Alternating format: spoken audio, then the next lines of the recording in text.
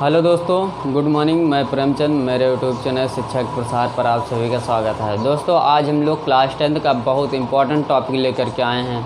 आज का टॉपिक है फ्लेमिंग के दाएं हाथ का नियम और फ्लेमिंग के बाएं हाथ का नियम। दोनों बहुत ही इम्पॉर्टेंट हैं, दोनों हर बार पूछे जा रहे हैं।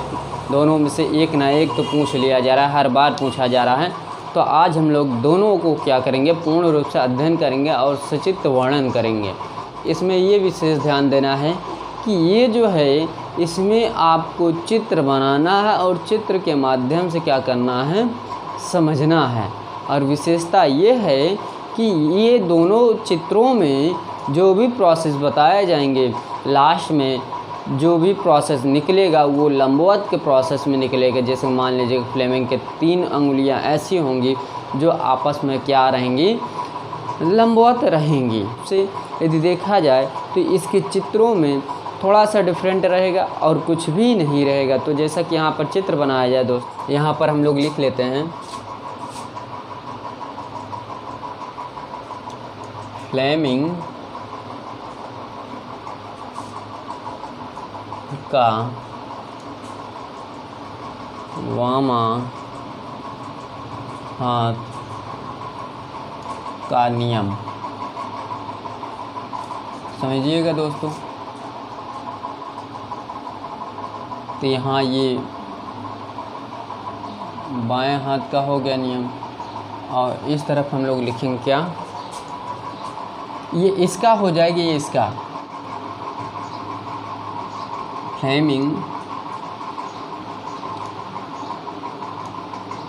फ्लेमिंग का दक्षिण हस्त नियम।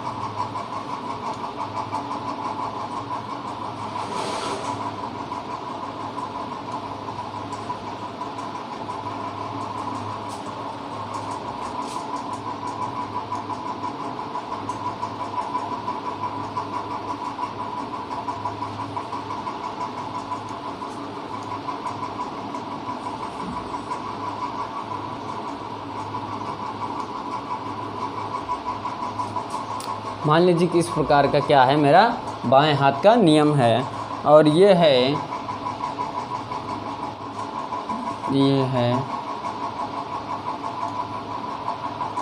चालक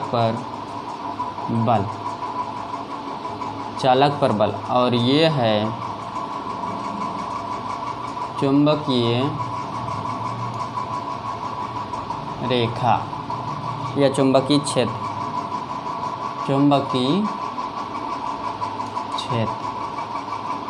बी। इतनी बात क्लियर। और ये जो है दोस्तों, ये है मेरा विद्युत धारा।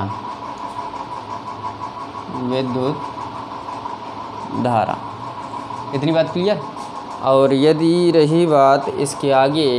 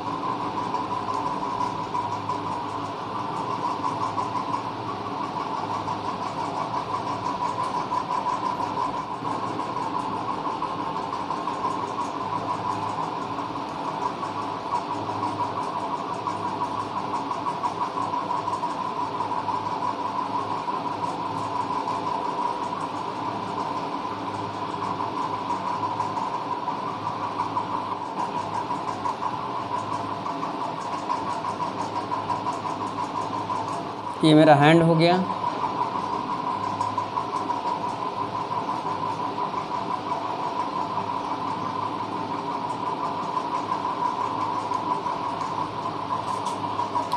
और यदि इसी में इसका नाम दिया जाए दोस्तों, देखिए दोस्तों, ये जो है चालक की गति है और ये जो है आप लोग जानते हैं कि चुंबकीय क्षेत्र की दिशा है। चुंबकीय क्षेत्र की दिशा, चुंबकीय क्षेत्र की दिशा प्रेरित धारा की जाए दोस्तों, तो इस पर आप लोग फोकस करिएगा। जैसे कि मैं फ्लेमिंग के बाएं हाथ के नियम को समझाने जा रहा हूं, जैसे कि ध्यान दीजिएगा।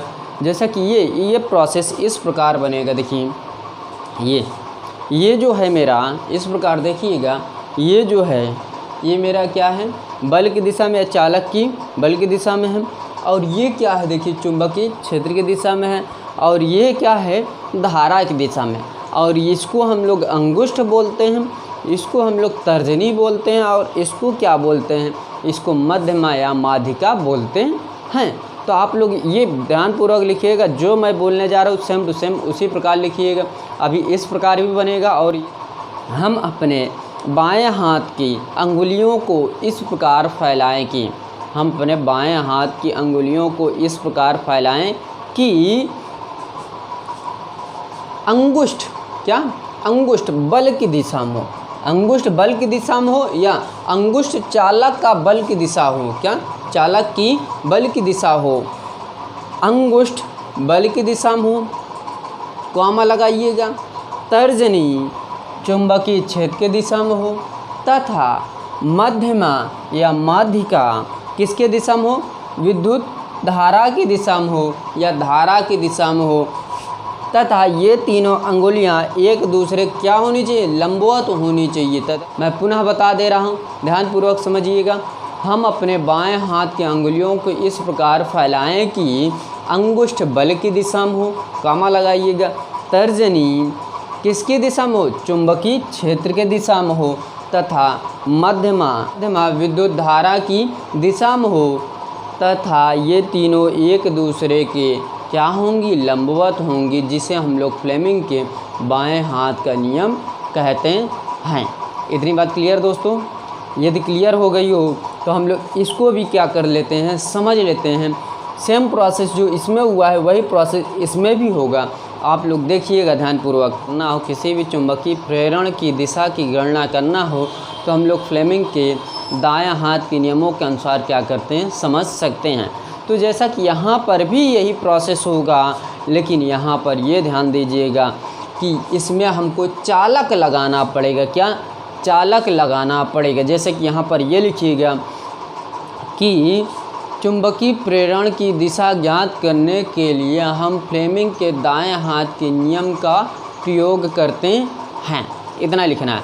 फिर इसी प्रकार हम अपने दाएं हाथ के अंगुलियों को इस प्रकार फैलाएं कि हम अपने दाएं हाथ की अंगुलियों को इस प्रकार फैलाएं कि अंगुष्ठ क्या, अंगुष्ठ चालक की गति में हो। क्या, अंगुष्ठ चालक की गति में हो, कॉमा तर्जनी चुंबकीय क्षेत्र की दिशा में हो, चुंबकीय क्षेत्र की दिशा में हो, तथा मध्यमा प्रेरित धारा की दिशा में हो, तथा ये तीनों अंगुलियां एक दूसरे क्या होनी चाहिए, लंबवत होनी चाहिए। इतनी बात क्लियर? मैं एक बार पुनः बता दे रहा हूँ। सभी परिभाषा को मैं दो बार बताते हुए आ रहा हूँ, इस बार भी बताने जा रहा हूँ। तो हम अपने दाएं हाथ की अंगुलियों को इस प्रकार फैलाएं कि अंगुष्ठ चालक की दिशा में हो या चालक की गति में हो, कॉमा तर्जनी चुंबकीय क्षेत्र की दिशा में हो, तथा मध्यमा प्रेरित धारा की दिशा में हो, तथा ये तीनों अंगुलियां एक दूसरे के क्या होने चाहिए, लंबवत, परस्पर क्या होनी चाहिए, लंबवत होनी चाहिए। तो ये ध्यानपूर्वक ये दोनों बिंदुओं को आप लोग पढ़िएगा, इसलिए इसके बाद एक ही दो तथ्य बचेंगे, जिसके बाद आपका चुंबक वह क्लास 10th की जो फिजिक्स है वो क्या हो जाएगी, समाप्त हो जाएगी। इतनी आप लोग क्या करिएगा, नोटिस करते हुए चलिए, इसलिए इसके बाद कोई भी चैप्टर नहीं बचा है जो आपको पढ़ाया जाए। इसके बाद आपकी क्लास 10th की फ़िज़िक्स क्या हो जाएगी, समाप्त हो जाएगी। फिर उसके बाद हम लोग देखेंगे जैसे एक पेपर नज़दीक आ जाएगा तो हम लोग सेट पेपर को सॉल्व कराना प्रारंभ करेंगे। तो ये आप लोग ध्यान रखिएगा। मान लीजिए कि हम लोग लक बाय चांस क्या करें, भूल जाएं, तो आप लोग कमेंट करिएगा कि सर आप फिज़िक्स का सेट पेपर सॉल्व करवाइए। फिज़िक्स का फ़िलहाल मैं तो परिभाषा सभी लिखवा दिया हूँ। मान लीजिए कि जो न्यूमेरिकल नहीं आएंगे वही तो मैं करवाऊँगा, बचे शेष वो आप लोग स्वयं कर सकते हैं। तो ये आज की टॉपिक थी क्या, मेरे फ्लेमिंग के बाएं हाथ के नियम और फ्लेमिंग के दाएं हाथ के नियम था, जो हमारा पूर्ण रूप से क्या हुआ, आज समाप्त हुआ। तो जैसा कि दोस्तों यदि मेरी क्लास पसंद आ रही हो प्लीज़ लाइक कीजिए, शेयर कीजिए, कमेंट करना ना भूलें। तो आज की क्लास हम लोग यहीं पर समाप्त करते हैं। थैंक यू वेरी मच, धन्यवाद दोस्तों।